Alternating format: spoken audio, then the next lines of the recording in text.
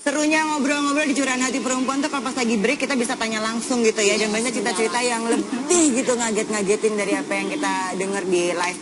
Mbak Yus cerita dulu, apa rasanya sendirian di antara dunia laki-laki dan kerjaan untuk terjun, nyelam, menolong para korban ya, yang terapung, yang udah tidak bernyawa segala macam, gimana rasanya Mbak?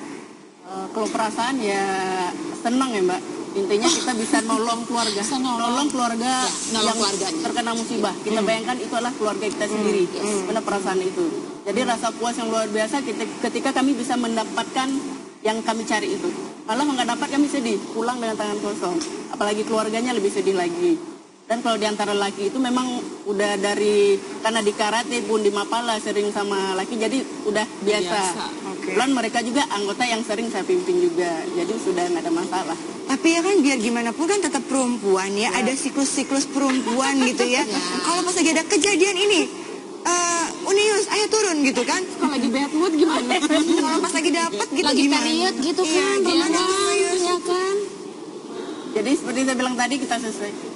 Nggak apa-apa, silakan ngadep ke sana aja biar kelihatan. Biar langsung kelihatan. Soalnya kalau nggak ada kamera ya kita berempat aja. Gimana Mbak Yus?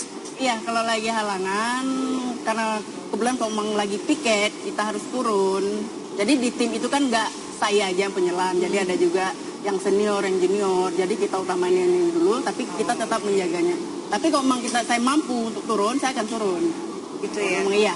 Ini pasti banyak cerita-cerita dong selama ini. Sudah berapa lama sih? Dari 2002. Dan beliau tuh tadinya guru Mbak Vera, tapi ketika sama-sama lulus dia memilihnya malah Basarnas ya, bukan gurunya gitu. Apa sih yang mendorong di situ? Kan ini medannya berat gitu kan, sulit gitu. Gimana? Ini karena panggilan jiwa di situ Mbak, panggilan jiwa. Nah, ilmu guru pun juga bisa saya pakai di Basarnas. Sekarang saya udah instruktur selam juga, jadi ilmu guru itu saya pakai di Basarnas. Jadi aku kalau diving sama Mbak Yus aman ya? Siap. Aman, tuh siap kan bahasanya tuh beda. Kalau diving kan nggak masalah, kita ya Mbak gitu, baru tuh. Baru di permukaan belum nyawa, udah aku pupuk gitu. Nah, karena mungkin sudah nyaman di Basarnas ya, kalau keluarga sendiri. Karena sebelum saya lulus pegawai 2006 pun 2002 saya memang udah sering operasi SAR di Basarnas. Medan yang paling berat? Proyek-proyek, bukan proyek ya, apa sih misalnya? Operasi-operasi yang dilakukan itu apa Mbak? Banyak sih Mbak, rata-rata kita bilang berat semua ya. Operasi SAR. Ada yang arus, ada yang gelap, ada yang buaya, ada yang segala macam ininya. Yang terakhir ya rahasia ya. Rahasia yang memang mungkin tahu semua gimana ombak waktu rahasia itu. Di atas ombak aja saya jadi koki juga sekalian. Malah dipikir saya tuh koki, bukan penyelam. Tiba-tiba besoknya loh kok jadi penyelam. Semua serba bisa ya. Nah, kemudian dengan medan-medan berat seperti ini gitu ya, gimana cara menanggulangi situasi pada saat itu? Misalnya tadi ada ular, ada biawak. Ini buayanya juga buaya, bukan buaya kecil ya, pasti buaya buaya darat nih.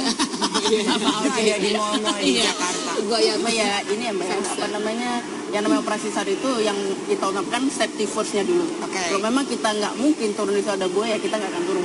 Kita utamakan safety kita dulu, baru kita nolong orang lain. Nah, kalau kita sebagai perempuan nih, kalau saya ini kan perempuan banget ya, kadang-kadang semua keputusan berdasarkan emosi gitu, dari hati gitu kayaknya. Aduh kasihan pengen nolongin gitu ya. Gimana rasanya ada momen-momen yang kayaknya kita harus pakai logika betul-betul dan juga dengan perasaan. Karena ini kan semua tadi bilangnya gimana kebayang keluarga korban kalau nggak ketemu, gimana itu kalau nggak ketolong itu udah mau dimakan biawak gitu. Gimana caranya ya Mbak? Jiwa penolong itu semua orang pasti ada, nggak mungkin nggak ada. Apalagi kita lihat ada yang tenggelam, kita pasti pingin nolong. Tapi stop dulu, kita ada alat safety nggak? Karena kebanyakan yang kami dapatin di Aceh itu gara-gara dia nolong orang, dia sendiri yang tenggelam, yang meninggal, kebanyakan gitu Mbak. Jadi kadang kita lagi cari orang juga, dia tetap juga berenang kadang gini. Cuma kita di situ ada namanya kok di Basarnas itu ada di Cloud Water Rescue. Jadi di situ kita sudah diajarin semuanya. Masuk saya ikut di Cloud Water Rescue. Satu-satunya perempuan untuk di Cloud Water Rescue. Satu-satunya lagi. Gak ada yang mau lah. Gak ada yang mau yang lain karena berat sekali ya. Berat. Untuk di Cloud Water Rescue memang kita betul-betul memang orangnya yang suka air. Jadi Mbak, apa yang mendorong Mbak ya mencurahkan diri nih? Ini kayak sacrifice kan? Memberikan diri gitu. Jadi kasihkan ini diri saya untuk di sini gitu. Apa yang melandasi? Ya mungkin karena ya punya kemampuan itu Mbak ya. Pertama memang bisa berenang, besok saya juga punya qualified selam, apalagi udah instruktur sekarang. Jadi apa yang saya miliki saya ingin membagi Mbak, orang yang lain juga banyak kali. Mbak punya sertifikat selam segala macam, tapi nggak gitu-gitu Ya itu amat. panggilan jiwa. Panggilan juga jiwa, sih, pastinya. panggilan jiwa. Sama. Ini berkaitan dengan pertanyaannya Davina tadi. Belum punya pasangan. Soalnya pasti merasa Di dua-dua. Gini. terintimidasi takutnya. Atau emang nggak nyambung aja gitu. Gitu. Kenapa Mbak? Kalau Mbak Yus Apakah gimana memang kayaknya? kalau Mbak Vera kan dulu suka gini? Apakah melarikan diri dari cerita dulu? Gitu. Masuk ke situ gitu. Nih, kalau katanya Mbak Vera nih, ada kayak gitu-gitunya atau Enggak gimana? juga Mbak, mungkin belum jodoh aja kami. Dulunya aman Mbak, nggak ada trauma, patah hati atau Ada apa? sih, gitu. kan dikorek-korek. Tsunami kawan dekat ya. Ya enggak, kebetulan memang kawan-kawan sama di Basarnas. Jadi memang kawan dekat kemana, pokoknya di mana ada dia ada saya tuh untuk jaga pantainya maksudnya kan. Sama-sama Iya, dalam terus jadi operasi dulu, ya. penyelamatan, terus Tsunami, ternyata kena dia- tsunami juga.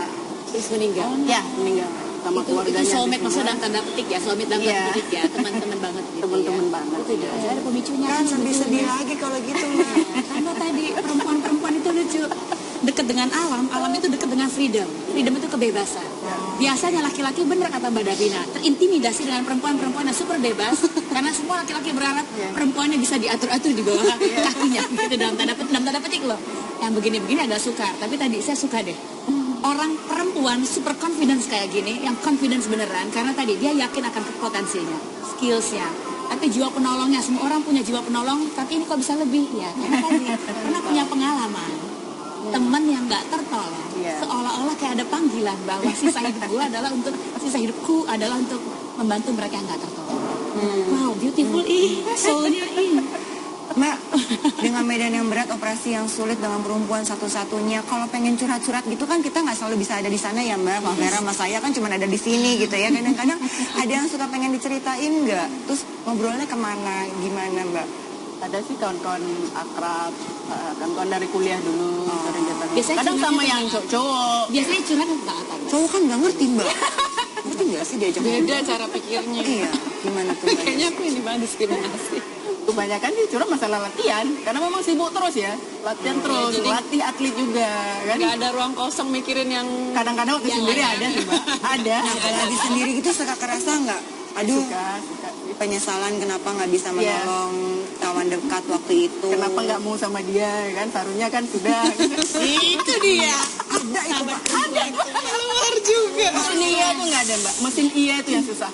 Mesin mesin iya, mengiyakan ini Mbak. Oh, itu berat Nggak ya bisa Mbak? pindahkan hati. Nah, Iya kan ya terlambat kan dulu karena orangnya udah pasti away gitu ya. Tapi tadi akhirnya mengiyakannya dalam bentuk dedikasi total 100%. Setelah itu ada yang ini, tapi susah untuk mengiyakan. Banyak nggak bisa pindah ke hati, clean body bisa. Tapi Kain body lagi ini gimana dong? Itu dia. Gitu, tapi mana sih ada foto-foto? Ini ada fotonya, ini foto apa nih Mbak? Oh, ini tahun 2002 nih Mbak, lagi nyelam almarhum tuh. Ini almarhum. Yang tengah, Yang tengah Dan ini. potensi SAR juga. Oh, sama teman-teman di Nah, ada sana pelatih juga. saya, Pak Isman, di belakang Pak Dahlan, ini dari Airut. Kan ada Bang Nova juga. Kejadiannya waktu itu lagi operasi penyelamatan atau pas memang- Tsunami. Oh, tsunami aja Iya, ya, kena jadinya ya. Ya pulang pun beliau nyuruh pulang. Kalau nggak mungkin nggak ketemu kita Mbak Arin. Oh, jadi waktu itu Mbak Yus juga di sana, di Aceh Iya, waktu itu. sudah. Kami biasanya tiap minggu itu jaga pantai. Bareng-bareng Oke. sama potensi SAR. Dan ternyata Beliau suruh pada pulang. saat itu Iya, minggu pagi mau balik, ternyata kena tsunami. ya nggak ketemu lagi deh. Dan balik lagi ke tsunami nggak untuk nyari korban? 3 bulan operasi SAR. Bareng sama Basarnas seluruh Indonesia, saya jadi guide-nya waktu itu. Makanya alhamdulillah banyak kenal dengan Basarnas dari karena saya pegawainya 2006, jadi dari 2002 saya udah kenal Bang Basarnas. Jadi banyak yang tertolong. Saya banyak yang ditemukan pada saat itu. 14 tahun ya Mbak kurang lebih Iya, ya. 14 tahun. Kalau pegawainya 10 tahun, baru 1 dekade. Ada momen-momen dimana rasanya capek, lelah, ini kapan ujungnya, akan begini teruskah, ada akan mau ke depan lagi, mau gimana lagi kah? Ada momen seperti itu nggak? Ikutin aja Mbak, Itu kan. ikutin aja. Ikutin arus. Karena ini kan sudah dinas Itu ceritanya. dia maksudnya. Jadi udah panggilannya. Iya. Jadi heartnya udah di sana. Ya, sedih. Tapi bahagia juga mendengarnya gitu loh. Ya. Ada dua rasa nih. Sedih karena ya tadi ada panggilan, seseorang punya panggilan mendalam begini karena punya pengalaman yang dulu menyedihkan untuk mengiyakan sesuatu, tiba-tiba sekarang membahagiakan adalah akhirnya buat menolong orang lain. Itu sebab nggak akan berhenti. Iya, iya. This is the process dalam hidup. Inilah hidupnya Mbak Yus sebetulnya. Oke. This is our life. Wow, wow banget ini ya hari ini, wow banget. Tapi gini Mbak Yus, nanti tolong ceritain ya, kalau misalnya lagi ada misalnya kemarin kan ikut menolong korban dari AirAsia, misalnya, ya kemarin ya kalau nggak salah bantu ya. Iya, Heras. Nanti tolong ceritain, ketika dapat berita seperti itu apa yang dilakukan, kemana, tindakan apanya, pertamanya ngapain, terus kemana dan apa tuh coba diceritain ya. Kan kita cuma lihat di film-film juga itu kan kadang-kadang yang Mbak nggak pernah tahu. Coba ceritain langsung aja, nanti setelah yang ini dengerin ceritanya Mbak Yus, ada Davina juga di sini dalam Curahan Hati Perempuan sesaat lagi.